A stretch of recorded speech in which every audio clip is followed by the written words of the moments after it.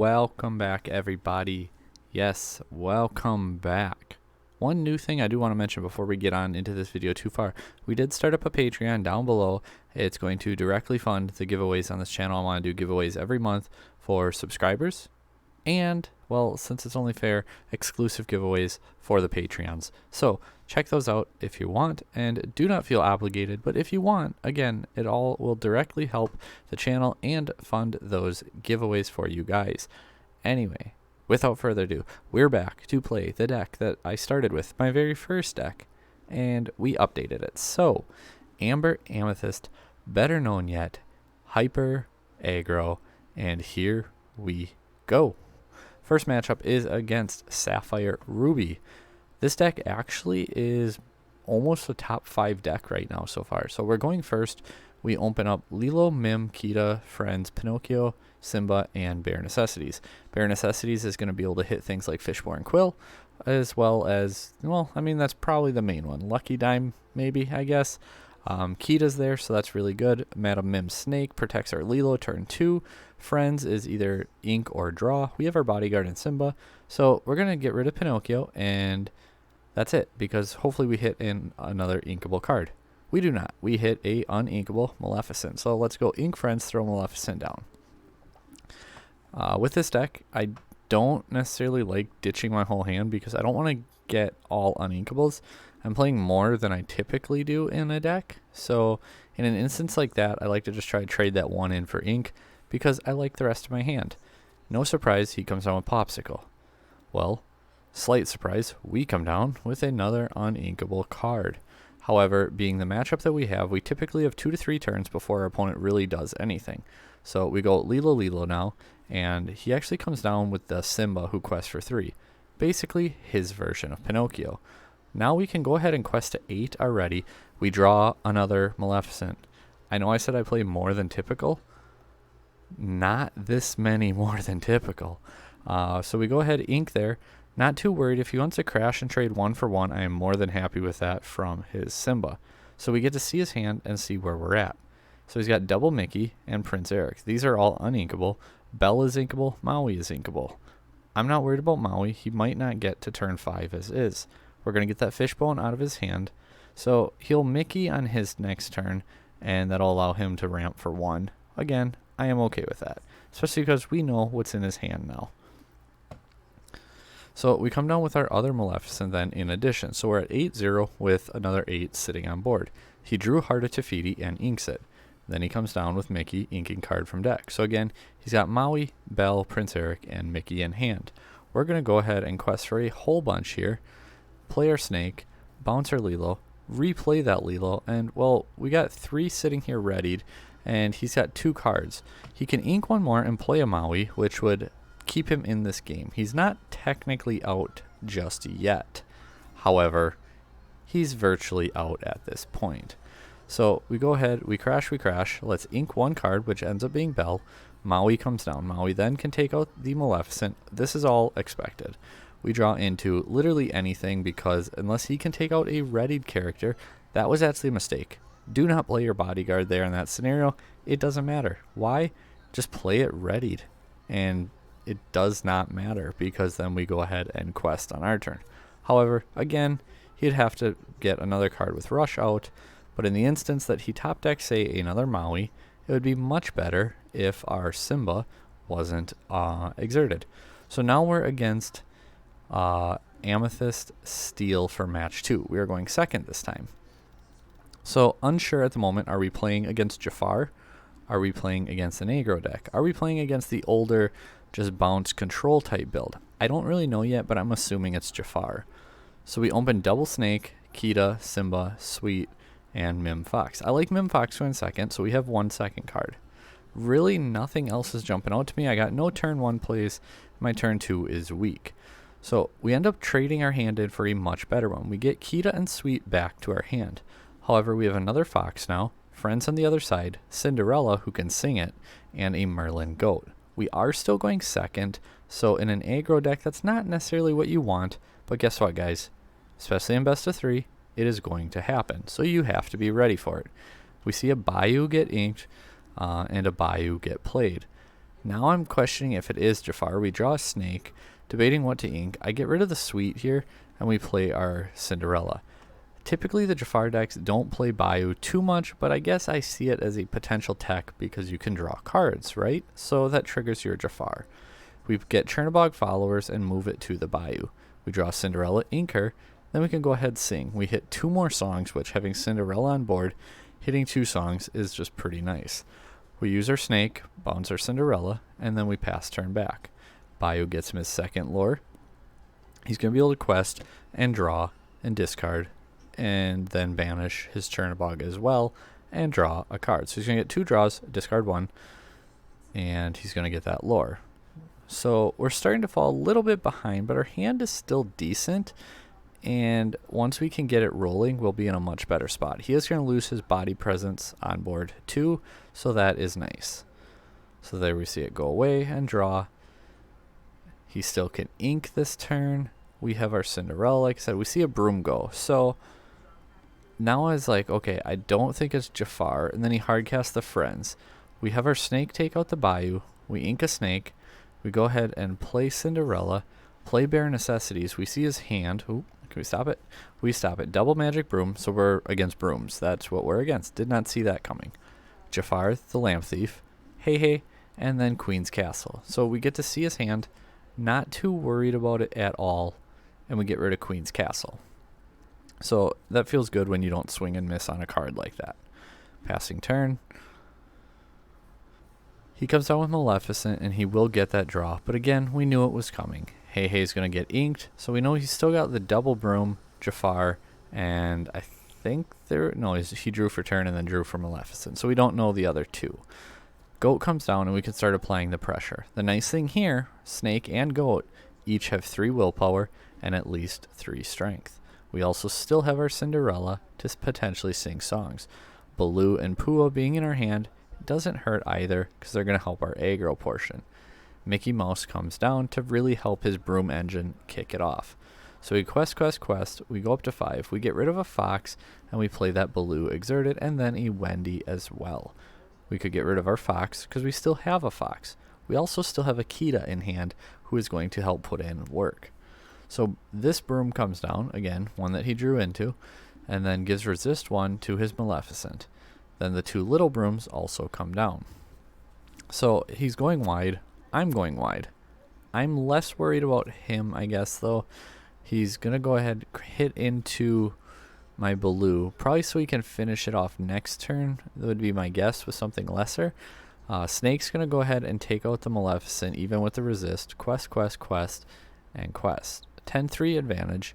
And then we can go ahead, we ink the Pua, we play our fox, and we're going to choose to bounce the Baloo and then replay him without that damage on him.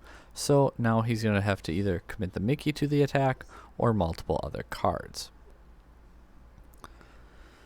Waiting to see what he does, he comes down with another magic broom, getting broom into his deck. Waiting to see what he does. I'm in a really good spot. I feel like here I'm not too worried at all. He takes out the Baloo, which allows us to go to 12. He then takes out our snake, which is obviously just good trade off his 1 strength being enough. He can take down our Cinderella as well, and is he going to keep coming after us or not? We have our Kita, who is just going to put in a ton of work here on top of everything else. So now it's like, what do we want to do? We have the Wendy. We have the Bare Necessities, just wanted to see his hand. Quest with all of them, and then play our Kita to give -3 to everything. His cards now have 0 attack across the board, so he cannot take out any of our cards. But he needs to take out our cards, otherwise guess what? We win this game. So he goes wide, shows us what he has, and we have the 16-4 advantage, but we know this game is already going to be in the bag. We have it won already. So it's more just a matter of waiting on our opponent at this point. If you're wondering about my rank too, I did go make a new pixelborn because now I actually have my YouTube channel, not my old YouTube channel that included Yu-Gi-Oh! Into my name. So I redid it and we're climbing back up the ranks. So if you're wondering why our rank seems a little bit low, it's because we just made our pixelborn channel or pixelborn account. So we draw into Lilo, quest, and we win. Going first this time against Ruby Amethyst. Probably control, but aggro does exist. So Pinocchio, Maleficent, Pua, Snake, Pinocchio, Merlin, and Sweet. We are going first. I don't want this many uninkable cards, so that is something we're going to try to get rid of. I do opt to keep...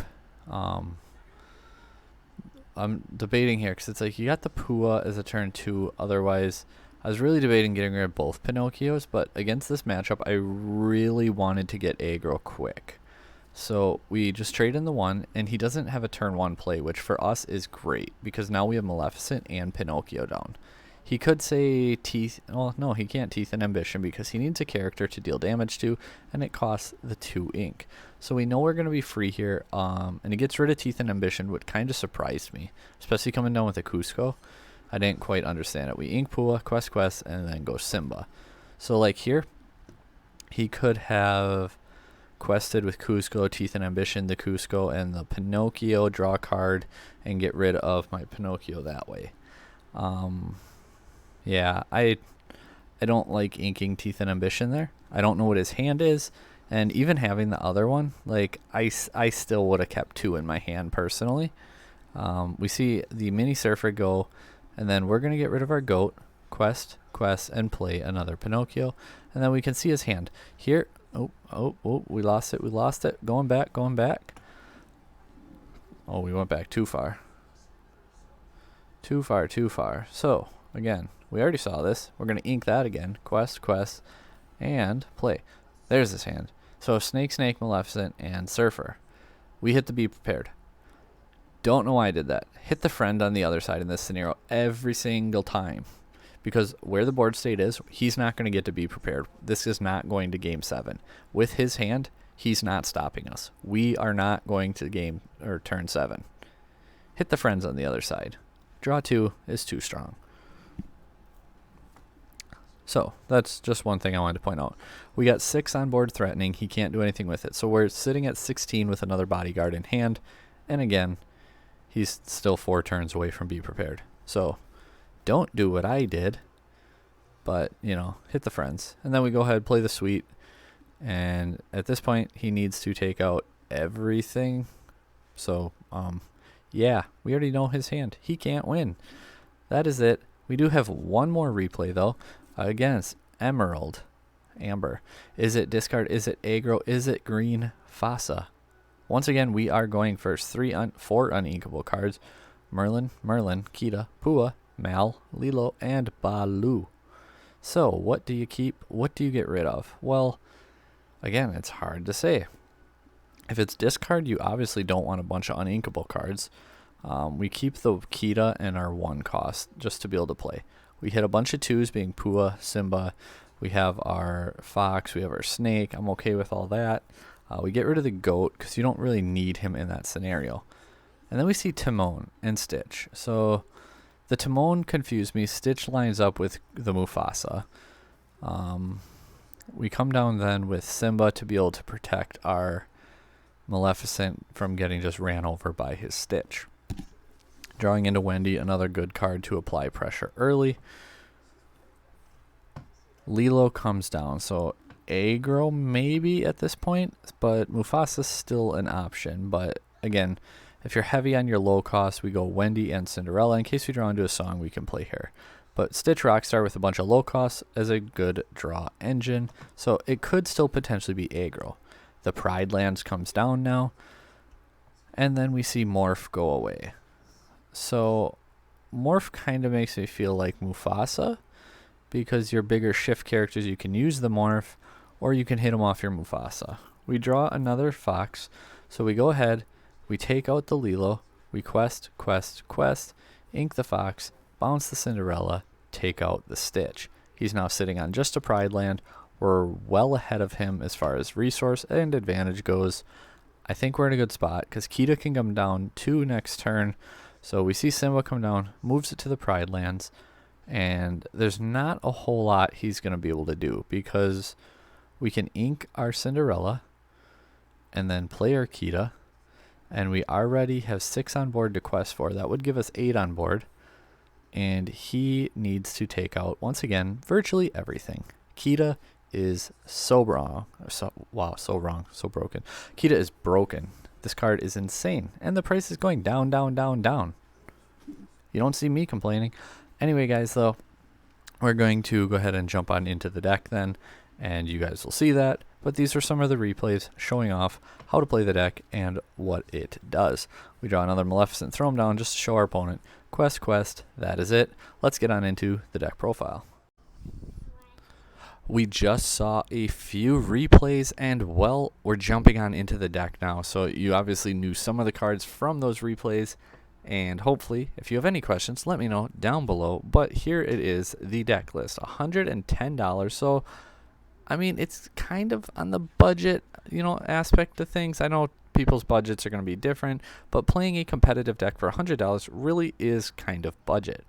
We are playing 12 1 costs, 23 2 costs, not uncommon for an aggro deck to be heavy on the 1-2s, 12 3 costs, 9 4 costs, and 4 5 costs. We are playing 16 uninkables, which is a little bit higher than I typically like.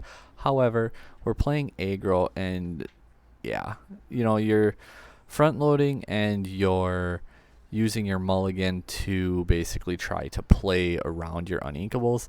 Like if I open a good one drop like my Maleficent or Lilo, or even like Cinderella with Pinocchio, and just a bunch of decent cards and they're all inkable, most of my card and play lines are in that 2-drop range anyway.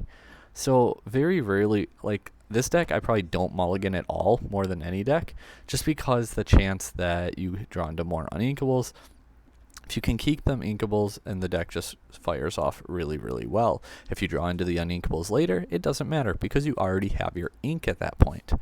4 Cinderella, 4 Lilo, 4 Maleficents. We, again, are playing hyper aggro, so multiple questers, 1 inks, it just makes sense. We do need some bodyguards, though, so we are playing 4 Simba. Then we play 4 Wendy Darling. Wendy Darling having 3 willpower is pretty nice. Swords, grab your swords is a little less played than it was prior, so having that more than 2 willpower isn't quite as prominently important, but it's still something to think about. She does quest for 2, so again, that is very helpful. 4 Snake, because it works very well. Turn 2, if you don't have your Simba to be your bodyguard, you say play Lilo. Turn 1. Turn 2, you quest with your Lilo, as we could see in replays. And then you can turn 2, play your Snake, bounce your Lilo, and then turn 3, you can play the Lilo again if you so choose. Playing 3 Pinocchio, his 1-1 stat line can hurt. Being uninkable can hurt. But however, he's a 2-drop that quests for 3, and that makes him very, very valuable. Personally, I like Pua a lot more. He is inkable, and his 2-2 stat line is much more menacing than a 1-1. In addition, he does only quest for 2, but is that really a debate we're going to have here, a 2-drop only questing for 2? I didn't think so. 3 drops, sorry, almost said something else. 3 drops, we are playing 4 Baloo. The 0 strength actually comes up quite a bit where it's not great. However, we're trying to win very quickly, and when you can drop a bodyguard to protect your cards, and when he's banished, you gain 2 lore. Not when he's challenged and banished, just when he's banished. So as long as they don't put him into your inkwell, bounce him into your hand, shuffle him in your deck, anything like that, if they banish him, you get 2 lore. Madam Mim Fox, because, well, bouncing your cards can help, and being able to also deal with your opponent's cards. Nothing feels better than late game when you're trying to close it out and you say quest with like a Pinocchio, a Maleficent, a Pua. You play a Madam Mim Fox, bounce it to your hand, you can take out a threat, and then you replay that 2 or 1 cost card that can win you the game, and now they are ready and your opponent just cannot do anything about it. 4 Joshua Sweet. He's another bodyguard and he's a multiple quester. His 1 strength, kind of like Baloo, isn't always the greatest. However, 5 willpower and questing for 2 makes him a very welcome addition to this deck. Merlin Goat. We're playing aggro, guys. Come on. He's the goat. 4 Merlin Goat. Only 1 rabbit. I think 1 rabbit is plenty. We don't necessarily need the draw power, especially that late into the game. If you're that thirsty for draw power at that point of the game, you're probably not in a great spot to win anyway. Kita. Kita is so strong. You don't need the shift target because very, very rarely, as in never, will turn 3 be live to basically win the game. And later, sure, turn 5, 6, 7, you could play 3 or pay 3 to shift her instead of paying 5. I get it. However, I don't think it matters that much to put a card in the deck that just doesn't do anything other than serving as a potential shifter later when you can already hard cast the card into a great situation. Kita comes down, typically you'll have like 5 to 7 lore on board and you play your Kita. So let's say you have 7, because typically I've been finding that's where I'm at. So you have 7 already, you play Kita, -3 strength to everything.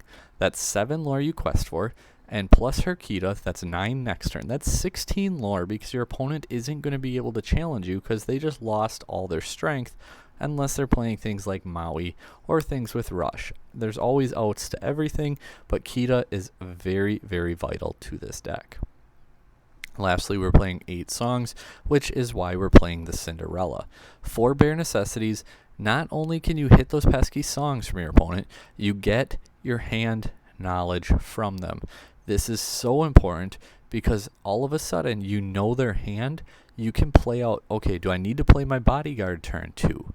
Do I need to play an aggro card turn 2? What about turn 3? Well, you get to see 4 or 5 cards in their hand.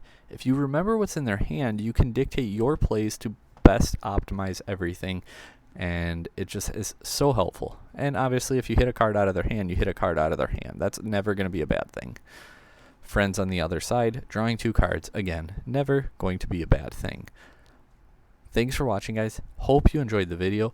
Keep an eye out. We have a spreadsheet, like I mentioned, for all those tops, all that information going to be on the channel, linked in one of these videos. Whenever I get it done, I'm recording a bunch of these all at one night because, well, that's just how we do it. But yeah, so that spreadsheet with topping information, deck profile information, deck cores, all kinds of stuff, we're going to keep adding to it to help everyone else out.